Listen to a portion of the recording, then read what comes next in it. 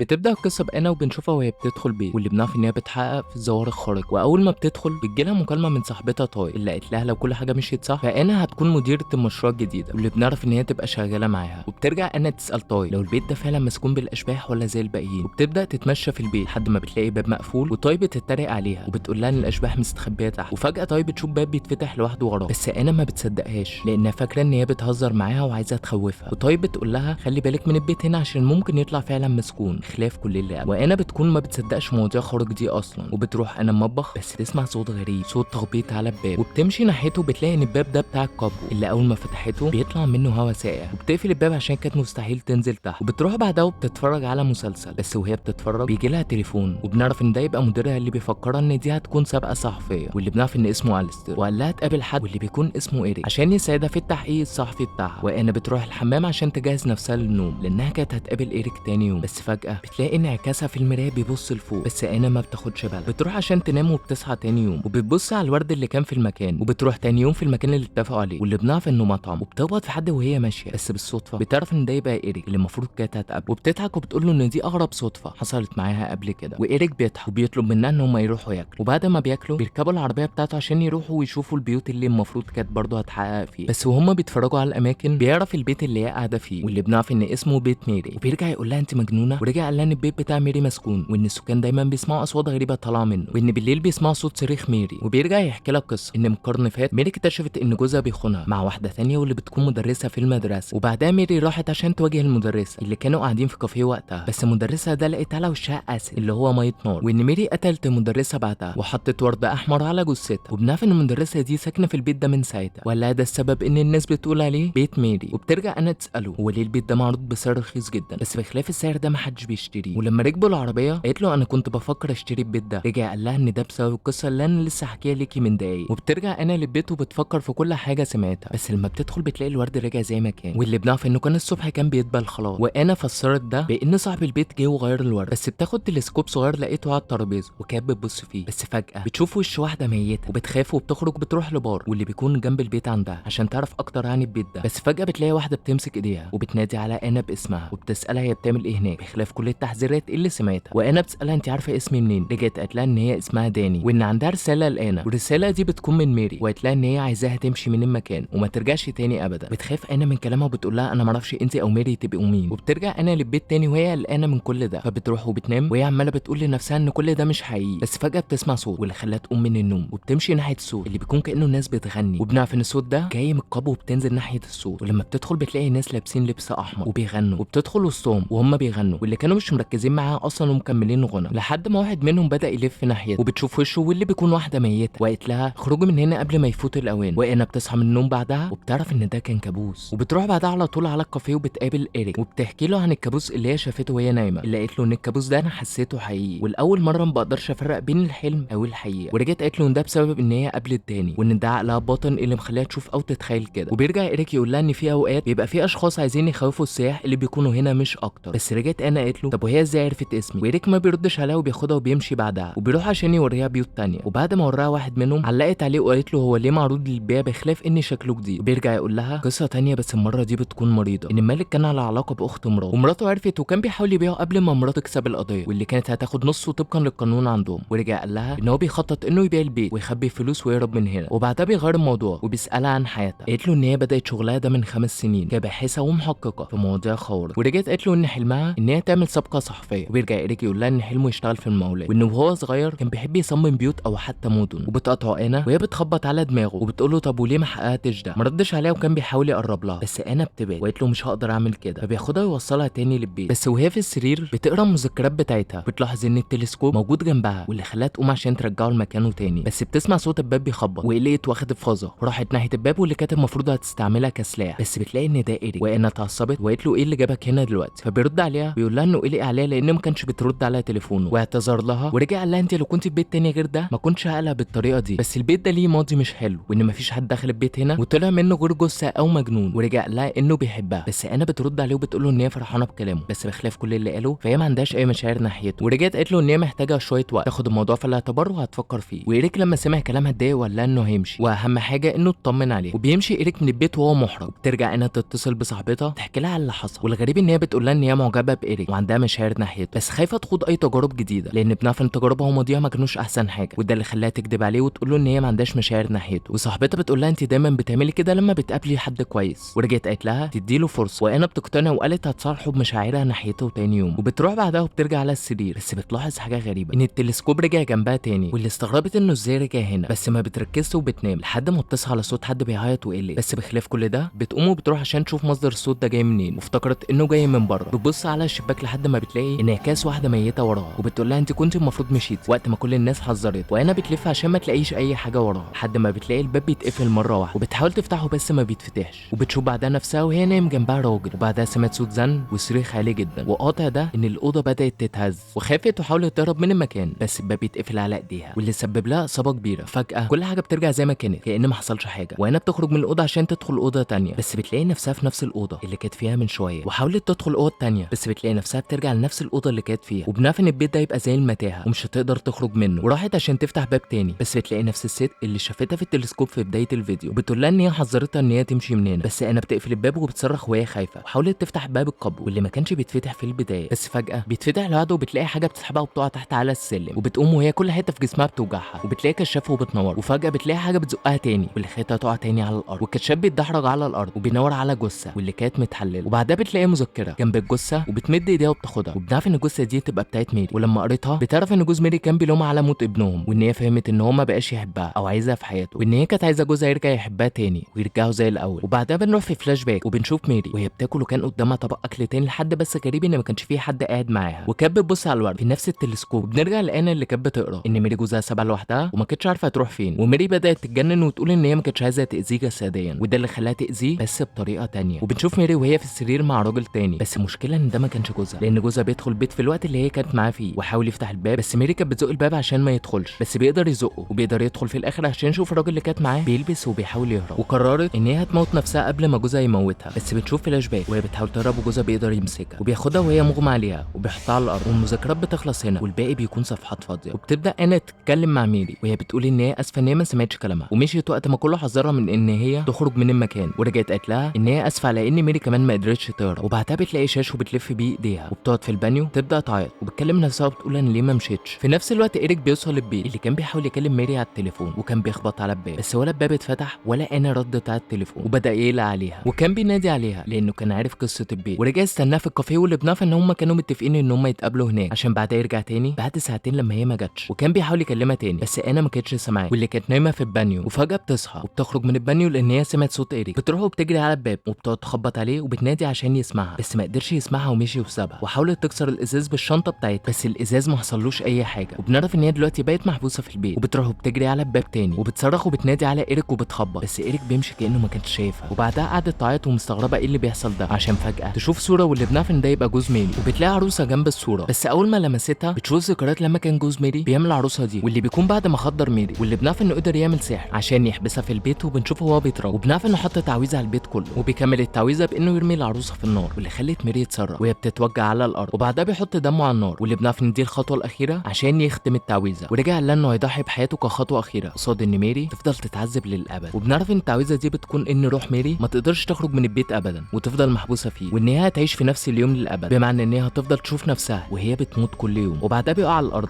وبنعرف ان هو ختم التعويذه كده. وبنشوف ايريك بعدها وهو بيرجع مع الشرطيه اللي قالت له ان هي ما تقدرش تدخل البيت من غير مذكره تفتيش، والشرطيه بتمشي هي وايريك في الوقت اللي انا كانت شايفاهم في الشباك وعماله تصرخ وبتنادي عليهم، بس ما حدش كان سامعها. بس بتلاقي الباب بتاع البلكونه مفتوح وبتقدر تخرج، وحاولت تنزل من البلكونه عشان تلحقهم، بس بخلاف كل ده بتلاقي ايديها بتفلت وبتقع تحت على الارض عشان تلاقي نفسها لسه برضه في البيت، ورجعت القابو تاني، بس بتلاقي جواب واللي بيكون مكتوب من جوز ميري اللي كان مكتوب فيه ان هم خسروا ابنهم وان ده كسره ووجع قلبه، بس بخلاف كل ده هو لسه بيحبها، بس هو محتاج شويه وقت عشان يتخطى كل ده ويرجع تاني معاها. وبنعرف ان الناس اللي كانت واقفه وبتغني كانت بتغني الكلام اللي كان مكتوب في الجواب، واللي بنعرف ان الجواب ده المفروض كان هيديه لميري في اليوم اللي خانته فيه، بس بتلاقي هديه تانيه، وقبل ما بتشوفها بتسمع صوت موبايلها وبتروح عشان تشوفه، وبتلاقي ايريك بيتصل وما لحقتش ترد، فبتتصل بيه تاني، وفي الوقت اللي كانت بتكلمه فيه ايريك ما كانش قادر يسمعها او قفل المكالمه، وبعتت له رساله باللي بيحصل معاها وطلبت منه انه يجي يساعدها. حاولت تبعت رساله لصاحبتها برضه اللي قالت لها ان هي بتحبها وما بقتش عارفه هتشوفها تاني ولا لا، عشان بعدها الموبايل يفصل خالص وتتضايق وبتهدف الموبايل على الشباك، بس الغريب ان الازاز بيتشرخ واللي خلاها تحاول تكسر الازاز، وفهمت ان دي ممكن تكون فرصه عشان تقدر تهرب، بس بتلاقي الشروخ اللي على الازاز بتتعالج كانها ما عملتش اي حاجه، وفهمت ان هي مستحيل تطلع من البيت، وانا بتنهار وبتقعد تعيط، بس بتفتكر الهديه اللي جوز ميري جابها ليها، فبتفتح العلبه واللي بنعرف ان هي اخدتها في جيبها معاها، وبتلاقي خاتم واستغربت من وجوده وسط كل ده، وبتلبس الخاتم عشان فجاه تلاقي نفسها في اوضه تانية. بس في اللحظه دي الشرطه وايريك بيرجعوا تاني وهم معاهم مذكره تفتيش، وبنعرف ان هي رجعت معاه تاني بسبب الرساله اللي انا قدرت تبعتها، وقالت له بتمنى ان احنا ما نبقاش اتاخرنا عليها، وافترضت ان في مجرم معاها جوه. وبنرجع لانا اللي بتلاقي نفسها حواليها مرايات كتير في الاوضه، واللي خافت من منظر المكان لحد ما واحد من انعكاساتها بيخرج من المرايه. فجاه المرايه بتتكسر وانعكاسها بيبدا يكلمها وبيقول لها ان بسبب اللعنه اللي على البيت هنا لازم يكون في تضحيه عشان تقدري تخرجي. وشافت في ايديها العروسه اللي بنعرف ان هي اتعمل بيها اللعنه، ورجع انعكاسها يقول لها ان لو رمت العروسه دي في النار مش هتقدري تخرجي من البيت ابدا، وان العروسه دي يبقى فيها روح جوز ميري، وانك لو عملتي كده ده هيضايقه اكتر، ومش هتبقي بس محبوسه هنا هتبقي كمان ميته، وان الحل الوحيد عشان يخرجوا من هنا ان تخلطي دمك مع دمي ونحطه في النار. بس اول ما بيعملوا كده انعكاسها بيقول الثمن اخيرا اتدفع واللعنه اتشالت بعد كل السنين دي، وقالت لانا ان هي تقدر تمشي دلوقتي من المكان. وبعدها بيسمعوا صوت تاني، صوت الناس اللي كانت بتغني الجواب بتاع جوز ميري، عشان فجاه انعكاسها يمسك ايديها وضحكت بعدها، واللي بنعرف ان هي كانت بتكذب كل ده. وبنروح لبره وبنشوف الشرطيه وهي بتقدر تدخل البيت، بس الباب بيخبطها وبتقع على الارض، وإيريك بيقدر يدخل من الباب عادي لان بنعرف ان اللعنه اتكسرت. وفي نفس الوقت انعكاس انا بيخبطها على دماغها وبيقدر ياخد الخاتم من ايديها، وبنشوف واحده منهم بتقدر تطلع على السلم بس التانيه بتهاجمها في ظهرها وبتشدها لتحت. وإيريك بيسمع صوت صريخ انا وبيجري عليها وبيلاقيها بتقول له ان هم محتاجين يمشوا من هنا باي طريقه، بس بيسمعوا صوت الشرطيه بتصرخ في نفس الوقت. وبنشوف انا وهي بتاخدها وبينزلوا على السلم، بس انا ما كانتش قادره تمشي لان رجليها اتصابت. بس لما بينزلوا بيلاقوا إيريك واقف تحت مع نسخه تانيه من انا، واتصدم إيريك من اللي شافه واللي ما كانش عارف مين فيهم الحقيقيه. بس اللي كانت مع الشرطيه اخدت المسدس منها ورفعته عليهم، ورجعت قالت ان هي تبقى انا الحقيقيه، وقالت لهم ما يصدقوش التانيه لان دي تبقى ميري. وفي نفس الوقت انا اللي كانت مع إيريك بتقول ان هي الحقيقيه. وبعدها بنشوف الشرطيه وهي بتحاول تهدي انا عشان تاخد المسدس بتاعها، بس انا بترفع مسدس ناحيتها وبتهددها ان هي هتضربها بالنار. وبعدها بلحظات ضربتها فعلا بالنار، وإيريك بيهاجمها عشان ياخد المسدس منها، بس انا بتضربه بالنار هو كمان. وبنشوف انا وميري مشتبكين مع بعض وما نعرفش هنا مين ميري الحقيقيه. واحده منهم بتقدر تاخد الخاتم من ايد التانيه، ولما قامت التانيه وجهت المسدس ناحيتها وكانت هتضربها، بس إيريك بيكسر فاز على دماغها وبيغمى عليها. وبيروحوا عشان يشوفوا الشرطيه واللي بيعرفوا ان هي خلاص ماتت. وبنشوف انا التانيه بتقول لإيريك ان هما لازم يخرجوا من هنا واللي هيتحبسوا هنا ومش هيقدروا يخرجوا منه ابدا. وبتلبس خاتم في ايديها وبتستعمل التلسكوب واللي بنشوفها وهي بتتحرك عشان تفتح الباب، وبيقدروا يخرجوا هما الاثنين وبيهربوا بره البيت. بس في الوقت ده انا اللي بتكون جوه البيت بتصحى، وبنشوف إيريك وهو بيمشي مع انا تانيه، عشان بعدها بلحظات نشوف عربيه بتيجي وبيطلع منها واحد واللي بنعرف ان ده يبقى جوز ميري اللي جرى عربيه الشرطه بعيد عن البيت. عشان بعدها بلحظات بنسمع صوت رصاصه في البيت، وبعدها بحبه كل حاجه بتاعت انا بتختفي من البيت وكل حاجه بترجع زي ما كانت. وبنعرف ان ميري هي اللي خرجت مع إيريك مش انا، وان هي قدرت تكسر اللعنه وتخرج قصاد ان هي تحبس انا الحقيقيه جوه البيت. وبنعرف برضو ان انا نهت حياتها جوه وان روحها هتفضل محبوسه جوه مكان ميري بس.